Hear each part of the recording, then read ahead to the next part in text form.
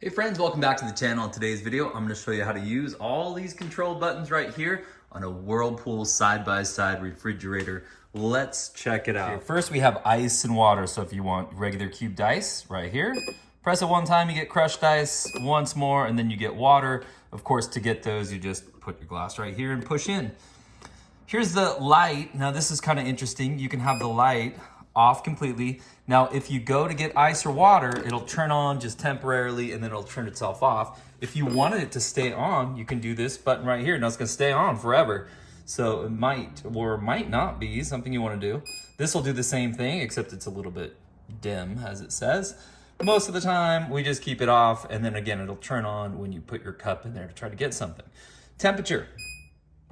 For the temperature, you can hold it down for that 3-second countdown, and now this is the temperature of the fridge right now, 33 degrees. If you wanted to, you could set it, let's say we want it to be 34 degrees. I can turn it to there, and then press confirm right here, and then it will have that new setting that it's gonna do. So let's go back to temperature, hold it down. So there's the fridge, and there's our new setting. We can press it one more time, and there's the same thing for the freezer. So right now the freezer is recommended at 0, that's where it's at, but if we wanted to make it a little colder or warmer, we could do that. So we'll press back to get out of that, back to our main screen, and now we have fast ice. Fast ice, it will make the ice faster. So it's gonna go as fast as it can to fill up the ice bucket.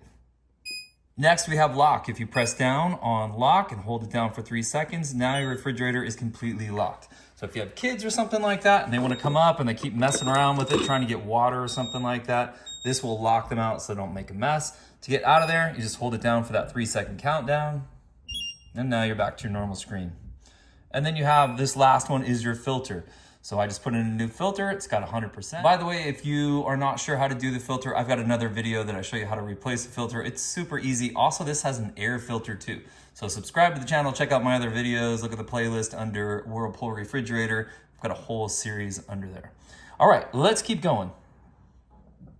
Now we have a couple sort of secret ones, I guess. Well, it does say cooling off right here. So if we press both these down and hold it down, we actually turn off the refrigerator. So it says cooling off. What that means is you can go inside the refrigerator, clean it, do whatever you need to do, and the refrigerator does not turn on. Now the lights turn on there, but the actual cooling does not come on.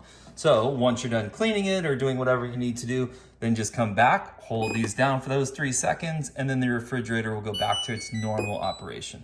I have one more thing I'm gonna show you. If you press down both of these, this is how you go into service mode. So the ice and the light at the same time, hold it down for those 3 seconds.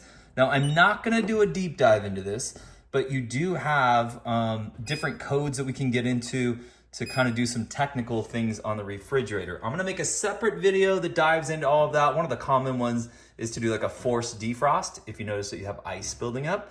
But again, I'm gonna do a separate video and we'll dive a little bit deeper. So again, check out the channel, subscribe to it, give it a thumbs up, all that good stuff. Once you get into here, if you wanna go back out of here, you just hold those back down for those 3 seconds. And again, that's into a diagnostic code. Now we're really doing a deeper dive. We'll make a separate video on that one. For now though, that's it, my friends. There's the basics of how to make this amazing refrigerator work. Hey, if today's video helped you out, give it a thumbs up, subscribe to the channel, and we'll see you next time.